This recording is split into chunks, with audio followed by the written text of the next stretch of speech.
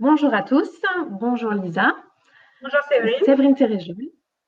Séverine Téréjol, chargée de communication à l'OMGAEL, organisme mixte de gestion agréé des entreprises du Limousin. Donc c'est avec plaisir que nous vous retrouvons aujourd'hui, entrepreneurs du territoire. Nous allons vous présenter les aides à l'embauche mises en place par le gouvernement en cette période de crise sanitaire. Dans un premier temps, nous allons vous présenter ce qu'est l'organisme mixte de gestion agréé des entreprises. J'ouvre le document. Voici.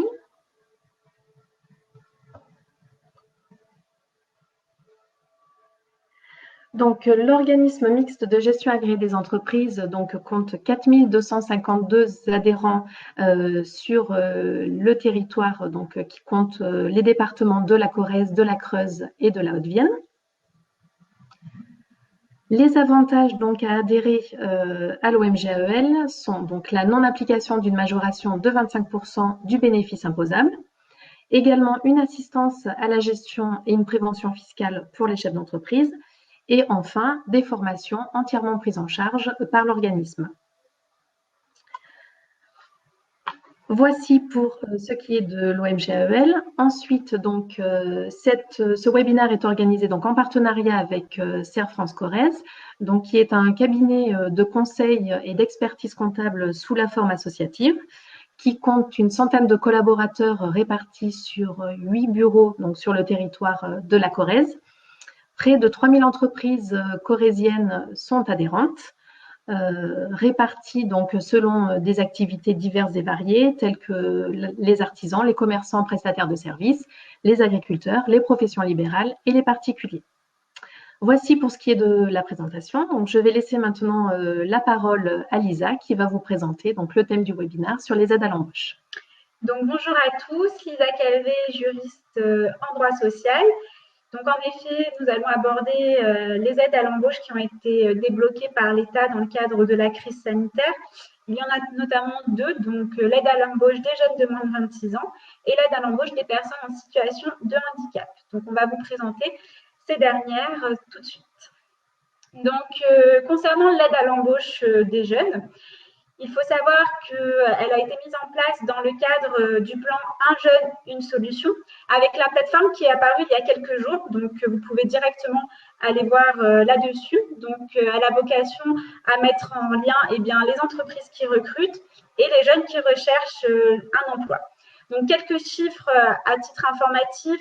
Depuis le 1er octobre, date d'ouverture du site SILAE, où vous pouvez déposer vos demandes d'aide, il y a près de 100 000 demandes qui ont déjà été déposées. Et sur le mois d'août et septembre 2020, il y a 700 000 jeunes qui ont déjà été embauchés soit en contrat à durée indéterminée, soit en contrat à durée déterminée d'au moins 3 mois. Donc, cette aide, elle a vraiment vocation à accompagner dans l'insertion professionnelle les jeunes à la sortie de la crise sanitaire, tout en venant compenser une partie des salaires et des cotisations sociales pour l'employeur. Donc, pour bénéficier de cette aide, les entreprises, groupements d'employeurs ou associations vont devoir répondre à 4 conditions cumulatives qui s'affichent sur le diaporama. Donc, la première et la plus évidente, il va falloir embaucher un jeune de moins de 26 ans.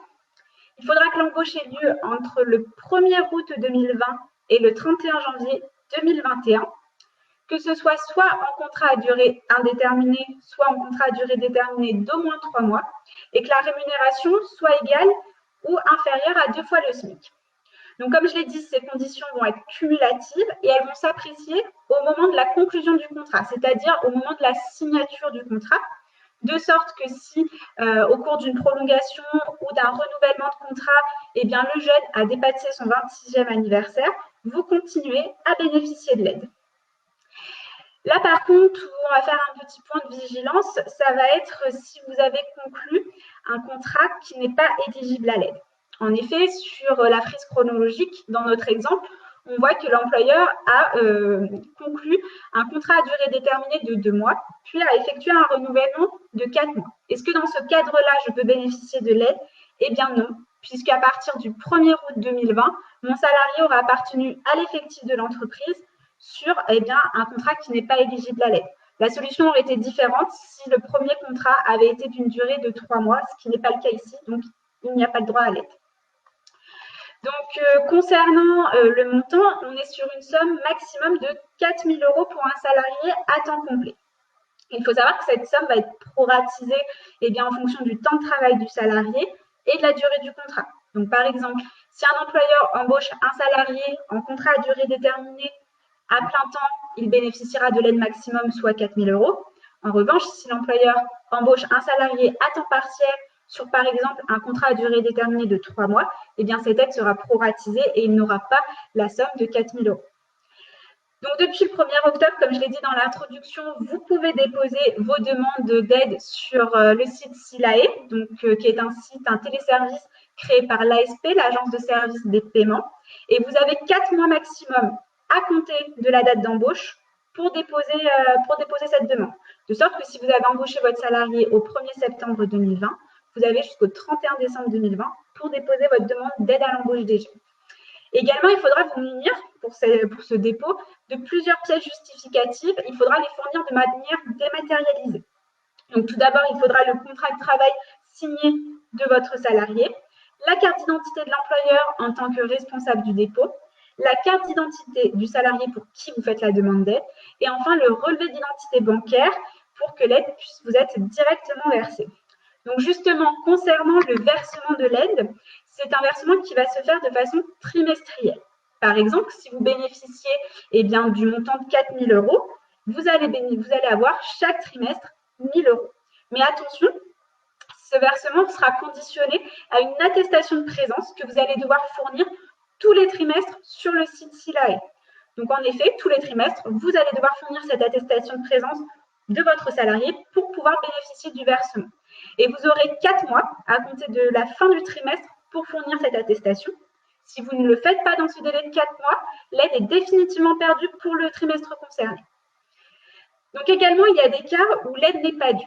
Quels sont-ils? Tout simplement, si vous placez votre salarié en activité partielle ou en activité partielle réduite, si votre salarié est absent et que cette absence ne donne pas lieu à un maintien de rémunération, donc par exemple, si votre salarié est en congé payé, vous continuez à bénéficier de l'aide, bien sûr. Et également le cas de la rupture anticipée de votre contrat dans les 3 mois suivant la date d'embauche. On va s'attarder sur cet exemple-là, notamment donc, si on a une rupture, par exemple, anticipée d'un contrat à durée déterminée. Comment cela se passe-t-il? Alors, tout simplement, ça va s'afficher donc sur notre diapo. Si vous prenez la première frise chronologique, donc on part sur un contrat à durée déterminée d'une durée d'1 an. La date d'embauche est au 1er septembre 2020, la date de fin au 31 août 2021, et notre salarié aura acquis ses 3 mois de présence au 30 novembre 2020. Le fait est qu'on voit qu'il y a une rupture anticipée avant cette date, et dans ce cas-là, l'employeur ne bénéficie d'aucune aide puisque le salarié n'est pas resté minimum 3 mois dans l'entreprise. Il faut bien préciser que la rupture, même si elle intervient à l'initiative du salarié, vous ne bénéficiez quand même pas de l'aide. A contrario, si on va sur la frise chronologique verte, on remarque que le salarié a bel et bien effectué ses 3 mois de présence, que la rupture est intervenue a posteriori du 30 novembre 2020, et dans ce cas-là, vous bénéficiez de l'aide. Simplement, cette aide sera proratisée au temps de présence du salarié. Si au lieu de rester 12 mois, votre salarié est resté 8 mois, l'aide sera proratisée sur les 8 mois. Donc, concernant la suspension ou le remboursement de l'aide, il faut savoir que l'aide sera suspendue si, par exemple, vous ne fournissez pas les documents demandés par l'ASP dans un délai d'1 mois. Donc, il faut être vigilant sur ce point-là.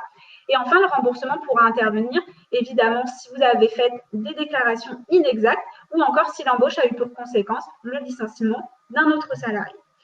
Donc, on a fait le tour un petit peu sur l'aide à l'embauche des jeunes de moins de 26 ans. Il est important de préciser qu'à l'heure actuelle, on n'a pas encore d'informations de la part du gouvernement sur une éventuelle prolongation de l'aide. Merci Lisa pour ces informations claires et précises concernant l'aide des jeunes de moins de 26 ans. Nous allons passer maintenant à la seconde aide. Voilà, alors la seconde aide est l'aide à l'embauche des personnes en situation de handicap, Donc cette fois-ci, elle a été créée dans le cadre du plan de relance, donc porté par le ministère du Travail, le Premier ministre, et elle a également vocation à favoriser l'embauche des personnes en situation de handicap, quel que soit l'âge de ces personnes, tout en venant compenser une partie des salaires et des cotisations sociales de l'employeur. Donc pour être bénéficiaire de cette aide, les entreprises, associations, groupements d'employeurs devront répondre toujours à 4 conditions cumulatives. Donc 2 sont identiques à l'aide à l'embauche des jeunes et 2 autres vont être légèrement différentes. Donc on va s'attarder sur ces 2 conditions différentes. Tout d'abord, vous allez devoir employer un salarié qui devra être titulaire de la RQTH. Donc qu'est-ce que la RQTH? C'est la reconnaissance de la qualité de travailleur handicapé. Elle est délivrée par la Maison départementale des personnes handicapées. Et en fait, c'est la condition nécessaire pour bénéficier de cette aide. Si vous embauchez un salarié qui est simplement titulaire de l'AH, allocation aux adultes handicapés, vous ne pouvez pas bénéficier de l'aide. Il faut réellement une RQTH. Ensuite, il faudra que votre salarié ait été embauché entre le 1er septembre 2020 et le 28 février 2021 inclus. Pour les 2 dernières conditions, donc on est sur des conditions identiques à l'aide à l'embauche des jeunes, il faudra que l'embauche se fasse soit sur un contrat à durée indéterminée, soit sur un contrat à durée déterminée d'une durée d'au moins 3 mois, avec une rémunération inférieure ou égale à 2 fois le SMIC.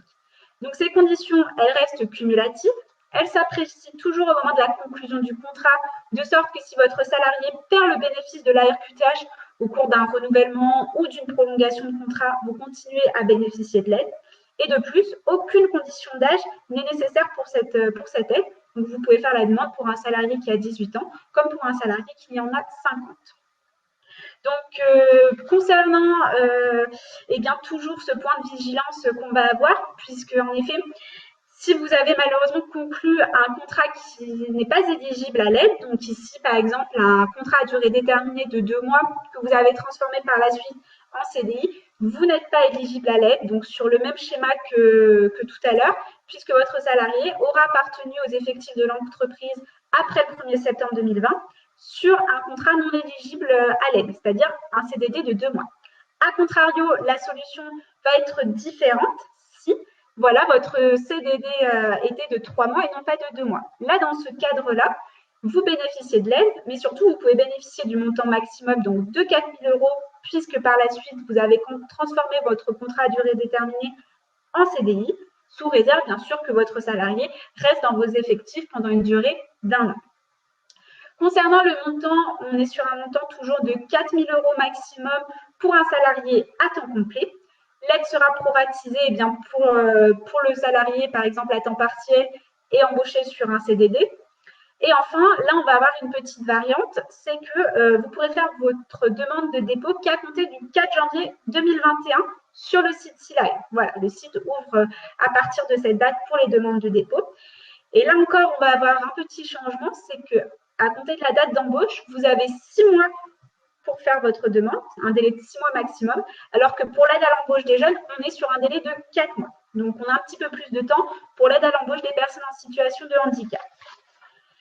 Donc, lors de cette demande, vous allez devoir vous munir des 4 mêmes pièces que j'ai déjà citées tout à l'heure, contrat de travail signé, carte d'identité de l'employeur et du salarié, et le relevé d'identité bancaire, avec la seule variante qui, cette fois, il va falloir vous munir de la RQTH de votre salarié. L'aide sera toujours versée chaque trimestre, sous condition de fournir l'attestation de présence de votre salarié.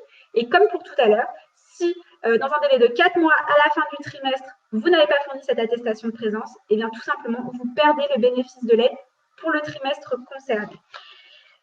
Donc, comme pour l'aide à l'embauche des jeunes, effectivement, il va y avoir des cas où l'aide n'est pas due. Donc, ce sera les mêmes. Si vous placez votre salarié en activité partielle ou en activité partielle de longue durée, en cas d'absence ne donnant pas lieu à un maintien de rémunération ou en cas de rupture anticipée du contrat dans les 3 mois suivant le début de l'embauche. Donc, on va faire un zoom déjà sur une rupture, cette fois-ci, d'un contrat à durée indéterminée.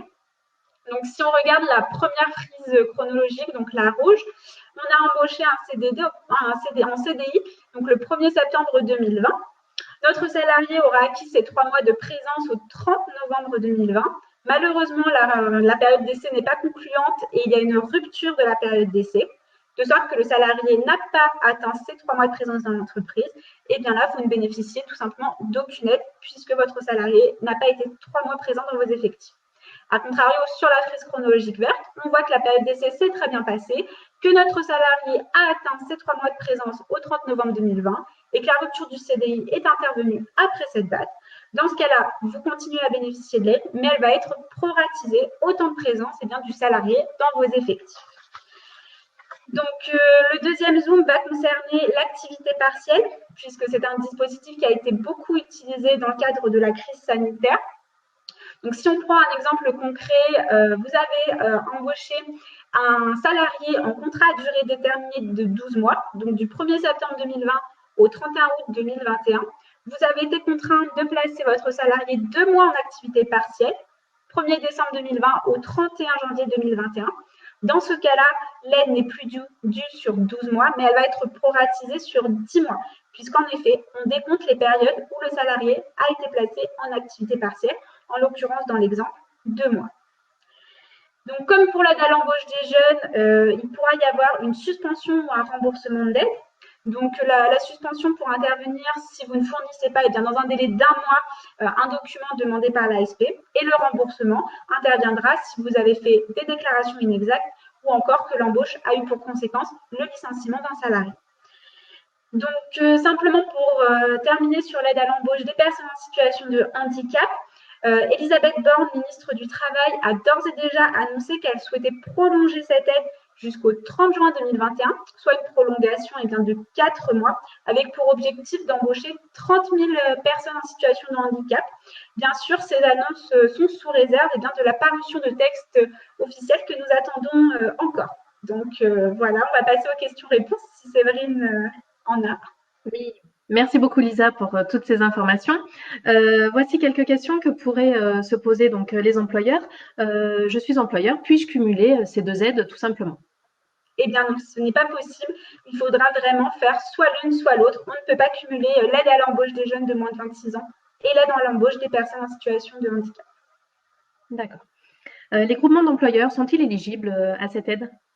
Tout à fait. Ils sont éligibles dès lors qu'ils remplissent toutes les conditions que j'ai citées au cours de ma présentation. Mais oui, ils sont éligibles. D'accord. Autre question, un gérant d'entreprise peut-il bénéficier d'une de ces aides pour l'embauche d'un associé co-gérant? Alors oui, c'est possible, mais il faudra bien qu'il soit titulaire d'un contrat de travail pour bénéficier de l'aide. D'accord. Autre question et dernière question. J'ai plusieurs salariés éligibles et concernés par le même dispositif d'aide. Puis-je réaliser qu'une seule demande pour l'ensemble de ces salariés? Eh bien non, ce n'est pas possible. Les demandes multiples ou groupées, ce n'est pas possible. En fait, vous allez devoir faire pour chaque salarié une nouvelle demande. Donc c'est vrai que c'est un petit peu long, mais pour chaque salarié, vous allez devoir renouveler cette demande. Très bien. Merci beaucoup Lisa pour toutes ces informations et à une prochaine fois pour un nouveau webinaire. Voilà, et puis n'hésitez pas, Serre France vous accompagne dans vos démarches de demande d'aide. Très belle journée à tous.